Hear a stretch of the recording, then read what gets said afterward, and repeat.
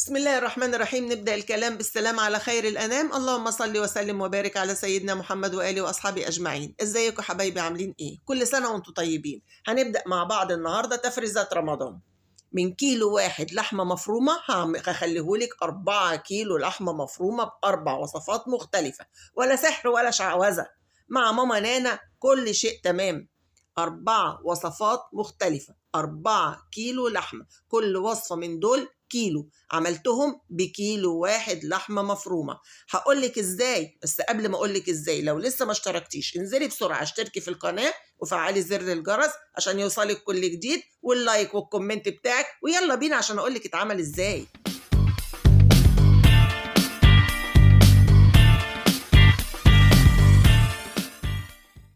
نبدأ بسم الله. معايا كيلو لحمة مفرومة، أي نوع لحمة مفرومة بتحبيه، لو حتى مجمدة مش هتفرق.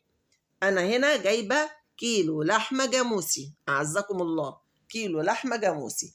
وهنا معايا كيس برغل، بس أنا بحب برغل الضحى. أنت أي نوع برغل بتحبيه هاتيه. البرغل مجرد بس اني بغسله كويس قوي كذا مره لغايه لما تبقى ميته بيضه واصفيه، مش بنقعه. اوعي تنقعي البرغل، ما تنقعيهوش. ومعايا 4 بصلات كبار مغسولين اهون ومتنضفين. ممكن تبشري البصل، لو انت ما عندكيش الكبه ابشري البصل عادي، وهقول لك تعملي ايه، وهتعمليها بايدك من غير كبه عادي خالص. بس انا هريح نفسي واسهل على نفسي واعمله بالكبه. هحط البصل في الكبه وابشره ناعم بالطريقه دي كده. تمام؟ قولي لي تمام. خليكي معايا لاخر الفيديو، عندي مفاجآت كتير قوي في الفيديو ده. ادي البصل بتاعي اهو، احطه في حاجه واسعه عشان اعرف اتعامل وافترس الوصفه بتاعتي.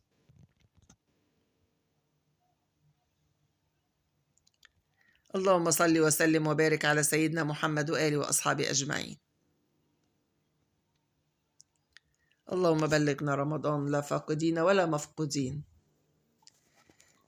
بصي لقيت حته بصلايه كده كبيره، مش هرميها، هخليها، ما انا كده كده انا هرد البصله تاني، هرد الخلطه بتاعتي تاني. بصي البصله بميتها، بصي انا بعصر لك الميه ازاي، ببينها لك. مش هعصر البصل، انا عايزه البصله بميتها. لا ده انا هفاجئك كمان، اصبري عليا بس. هقول لك على حاجه تاني.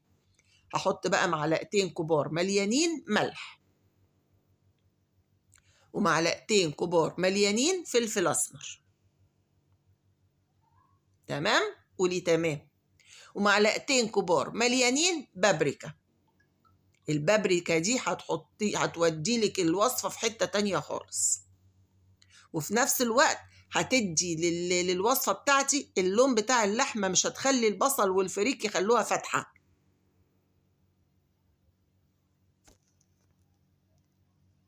ادعاكي كده حلو. عايزة التوابل تدخل في البصل خالص بالطريقة دي كده. تمام؟ قولي لي تمام. بصي بقت عاملة ازاي بالظبط كده. هكتفي بكده؟ لا يا حبيبة قلبي، المفاجأة الأولى هي معاكي. هحط عليها كوباية مية. يا خبر أبيض يا ماما نانا، كوباية مية ده تخلي اللحمة تفك؟ أبدا يا حبيبتي. أمال أنا ليه قلتلك البرغل ما تنقعيهوش، اغسليه بس عشان يتشرب معايا السوائل دي كلها وينفش معايا ويزيد في اللحمة. هقلب كل ده كده مع بعضه وانزل بيه على البرغل بتاعي. عرفتي ليه قلتلك البرغل يتغسل بس ما يتنقعش؟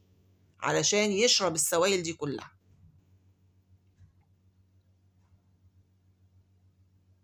تمام؟ قولي لي تمام. ادعكي بقى كل ده كده في بعضه بالظبط كده، ادعكي قوي. بصي هتلاقي دلوقتي البرغل بدأ ياخد شكل اللحمة ولون اللحمة. شايفة عمل ازاي؟ تمام كده، بس لسه في سوائل اهو، فعشان كده انا هسويه كده اهون واغطيه عشان بس وشه ما يغمقش. هغطيه واسيبه قيمة ساعة يشرب السوائل بتاعته. بعد ساعة اهو، بصي نشف ازاي وشرب السوائل ازاي. بصي بقى عامل ازاي. تمام تمام. هقلبه بقى عشان لو في اي سوائل تانية يشربها برضو.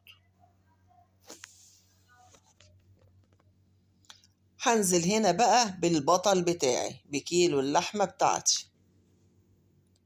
هقلب بقى كويس قوي، بس هحطها بقى في حاجة واسعة عشان اعرف اقلب فيها كويس. بس قبل كده هبشر عليها حتة اللية اللي معايا او حتة الدهن اللي معايا.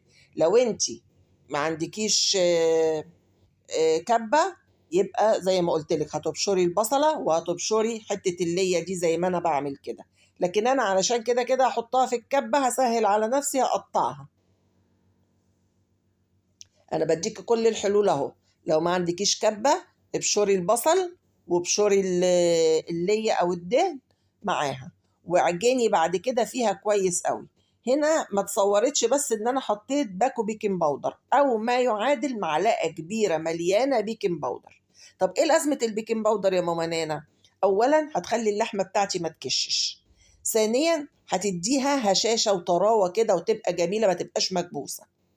حطيتها كده بقى في حاجة واسعة عشان أعرف أعجن براحتي. زي ما قلتلك لو ما عندكيش كبة اقعدي عجني فيها لما تقولي يا بس. أكتر من ربع ساعة كده اقعدي عجني فيها لغاية لما تطلع الخيوط بتاعة اللحمة. أنسجة اللحمة تطلع كده وتطلع لي خيوط زي اللي هوريها لك لما أضربها في الكبة. أنا بالنسبة لي عشان هضربها في الكبة ملياش دراعات بصراحة أعجن، فحطيتها في الكبة وريحت دماغي. اهي حتة البصلة اللي قلتلك لقيتها صحيحة ومش هنرميها، هردها تاني في اللحمة وهتتبشر معاه.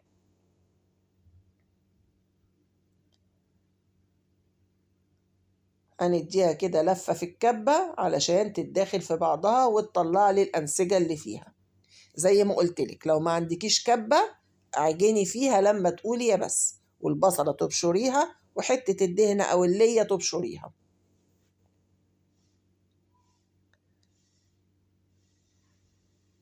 اهي بصي بقى هتبقى عاملة ازاي، حواريكي كده دلوقتي. بصي علشان اتمسكت في بعضها، بصي السلاح بيطلع بالعافية. هوريكي دلوقتي الفتل اللي طلعت من اللحمة، الأنسجة بتاعتها اللي طلعتها من اللحمة. بصي عاملة ازاي، شايفة الفتل اللي فيها دي؟ شايفة؟ هو ده كده نجاح الوصفة بتاعتي، عشان تبقى متماسكة ما تفكش منك. لو عملتيها أي حاجة، عملتيها كفتة، عملتيها برجر، عملتيها أي حاجة، ما تفكش منك أبدا. بصي بتعمل ازاي، بصي متماسكة ازاي، شايفاها؟ ده كده نجاح اللحمة بتاعتي. تمام تمام. هكمل كله وارجع لك. كده انا عملت الكمية كلها اهي. هوريكي بقى كده الكيلو بقى قد ايه.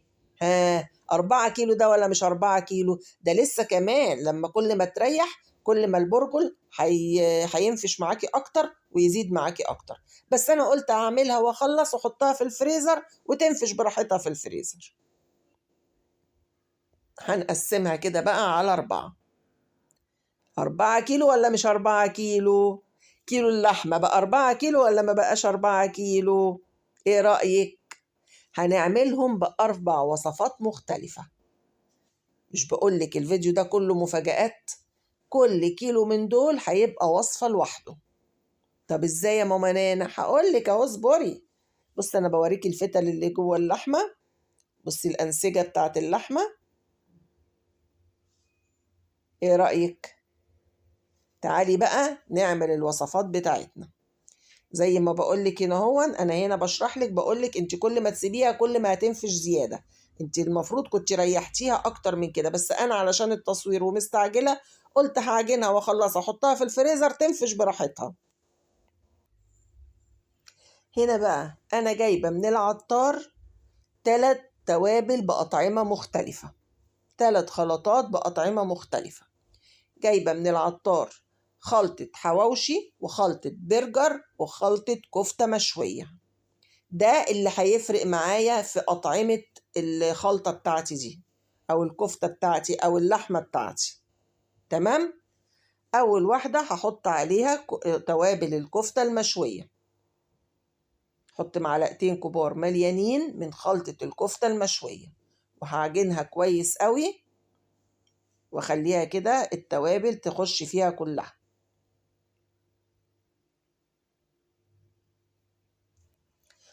وادي أول خلطة خلصت معايا، كفتة مشوية.